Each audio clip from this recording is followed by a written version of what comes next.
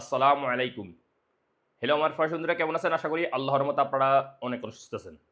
অনেকেই আমাকে YouTube comment বক্সে কমেন্ট করে, "ভাই, আমরা যখন সৌদি আরব থেকে মোবাইল অ্যাপের মাধ্যমে, যেকোনো অ্যাপের মাধ্যমে নিজেরা ব্যাংক ব্যালেন্স হিসেবে টাকা পাঠাই বাংলাদেশে। তখন যখন আমরা বাংলাদেশ ব্যাংক ব্যালেন্স এড করি, তখন ব্যাংকের নামগুলি লেখা আসে কি?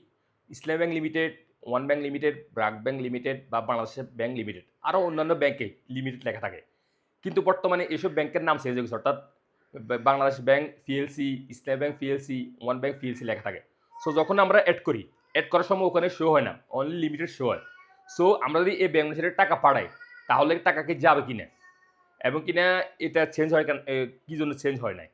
সো হলো ভিউয়ার্স, আপনারা যখনই টাকা পাঠাবেন, যখন ব্যাংক বেনিফিশিয়ারি এড করবেন, তখন যদি এই লেখা আসে বাংলাদেশ ব্যাংক লিমিটেড বা ইসলামী ব্যাংক লিমিটেড, আপনারা এড করবেন, টাকা যাবে।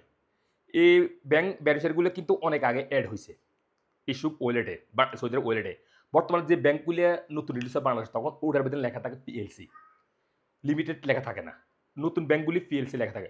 সো সৌদি আরব এখন পর্যন্ত তারা পরিবর্তন করে নাই বিভিন্ন ব্যাংক অ্যাপ্লিকেশনে ব্যাংকে, অর্থাৎ পিএলসি পরিবর্তন করে নাই। সবটার কিন্তু লেখা আসে বাংলাদেশের ব্যাংক লিমিটেড এবং ইসলামী ব্যাংক লিমিটেড লেখা থাকে। সো আপনারা এড করবেন, টাকা যাবে, কোনো সমস্যা নাই। পিএলসি কোনো প্রয়োজন নাই। পিএলসি এটা কিন্তু বর্তমানে নতুনে আপডেট হইছে। কিন্তু আগে কিন্তু লিমিটেড লেখা আছিল। সো লিমিটেড লেখা থাকলে সমস্যা নাই। আপনারা এড করবেন ব্যাংক হিসাবে, টাকা যাবে, কোনো সমস্যা নাই।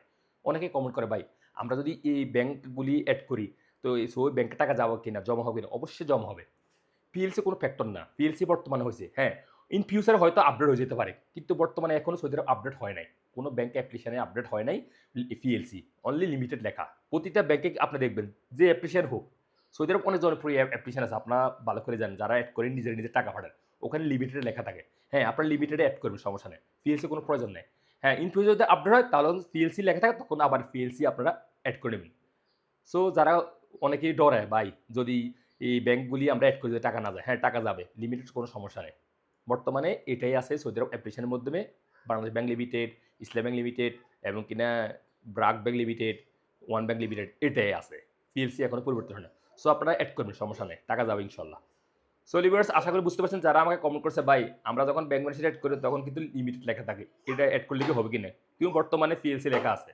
সো আপনারা লিমিট এড করবেন, অর্থাৎ বাংলাদেশ ব্যাংক লিমিটেড লেখা থাকলে এড করবেন, টাকা জমা হবে ইনশাআল্লাহ, সমস্যা নেই। সো ভিউয়ার্স, আজ এ পর্যন্ত। দেখা হবে এরকম অন্যান্য গুরুত্বপূর্ণ ইনফরমেশন নিয়ে সৌদি আরব। সে পর্যন্ত আপনারা ভালো থাকবেন, সুস্থ থাকবেন। আল্লাহ হাফেজ। Bye, by.